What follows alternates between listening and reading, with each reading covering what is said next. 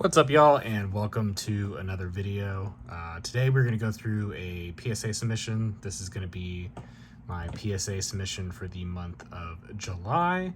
I last submitted on June 1st. Part of me wants to keep going where I submit one per month, but I think it's more likely going to be one every month and a half to 2 months, because I'd like to have them be that 20 card submission to get the bulk rate. And can only source so many cards.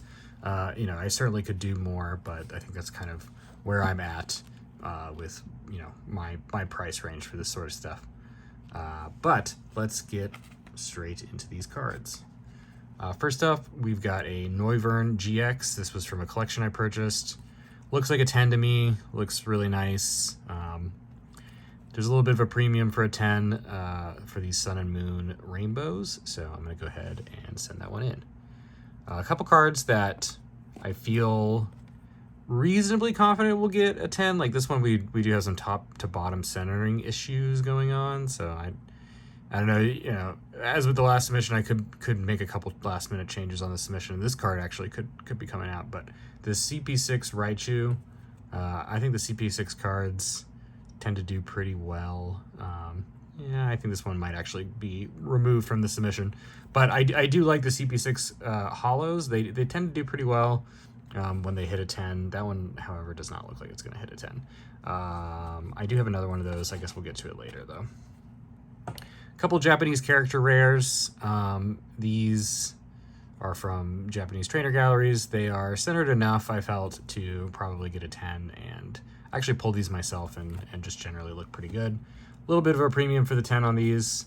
It's also a little bit of a speculative play. I think these cards are not, I would not call them undervalued, but considering the just obsession, it seems, with Japanese cards with female trainers, these really don't have any sort of premium associated with them yet. So, maybe someday they will. Maybe by the time I get the submission back, they will. And I can make a little bit extra off of those. We've got a Celebrations Pikachu. Not really too much to say. Top bottom actually is a little bit off, but I think it's within the parameters. I mean, if I got hit with a 9 on this one, that would be a bummer, but I'm willing to take the risk on this one because it otherwise looks really nice. More Celebrations. We got a Mew EX. Celebrations will definitely be the theme of this submission. This one looks nice. Hoping for a 10. We've got a Venusaur, also hoping for a 10. Any Celebrations in here, I am grading with the expectation that I will receive a 10.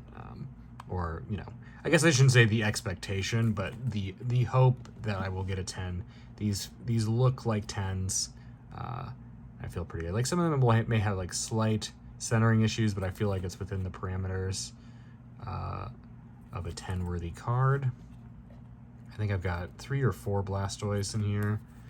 All same sort of deal. Just look good enough to probably get that 10, in my opinion. So I picked these up at TCG Player, and picked up quite a few. These are the best looking ones. This one may actually have some hollow bleed. I can't quite tell.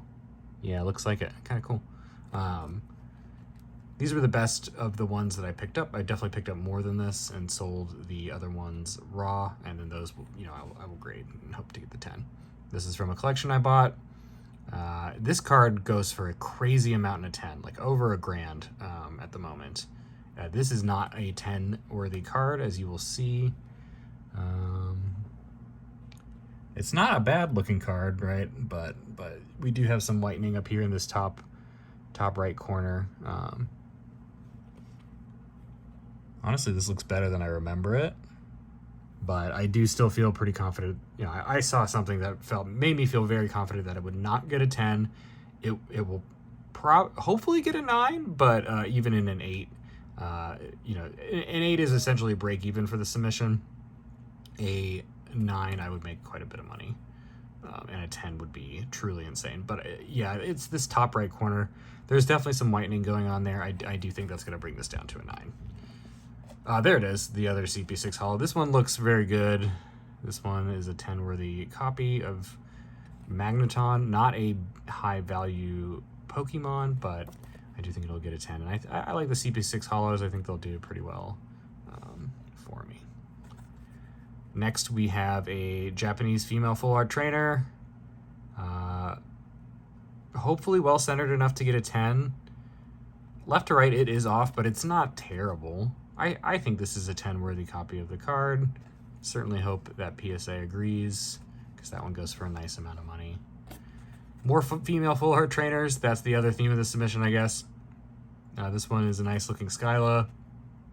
The English ones aren't too expensive. I don't necessarily think they're undervalued. I think it's more that the Japanese ones are overvalued. But I will grade these. I think the 10 copies will do really well for me, even if they stay at the current price, and I think there is a chance that they could go up in price. I feel these look very nice to me. I feel like they will get 10s. Next up, we've got a Lugia from Neogen. As you can see, there is some hollow scratching on this card, so I am not expecting a 10. I'm not expecting a 9. I'm going to hope for an 8, but I would not be surprised at all if this gets a 7. So it's not really, probably not really worth grading for most people, but I want it in my collection. This is a personal collection card. And then finally, we will end with 4 more cards. We've got 2 Team Magma's Groudon from Celebrations. Same thing as I've discussed on the other cards from Celebrations. These, to me, are cards that people are going to want to complete that Celebrations collection, and these are nice 10-worthy copies of those cards. And then we've got Radiant Alakazam, which I just think is a really cool card. I bought a bunch of these. I think as much as a modern card can be, this is undervalued at like 90 cents is what the current value for this card is. You know, I feel pretty confident that this card may be worth more than that in the long term, because it's a cool Alakazam. I love the symmetry of it. I love the hollow pattern. You only get 2 Radiants per box. Yeah, I just think 90 cents is crazy low for this card. So I picked up a bunch, and I've got some extra actually over here.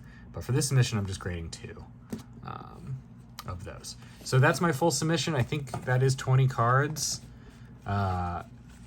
As I said, I may, like, let's do this live. I actually think this CP6 Raichu would not get a 10, both because of the centering and because of the rough cut. So I'm actually going to be removing that one, and I will replace it with another Radiant Alakazam. So we'll go for 3 Radiant Alakazams instead. So live change to the submission there. 20 cards. These should probably be heading out next week. You'll see these again. Seems like in a few months, maybe like 3 months. Seems like PSA is moving a little slower. Hopefully they speed it up, but you know, maybe we'll see these come back for PSA sometime in late September or early October. So thanks guys for watching, and I hope to see you on the next video.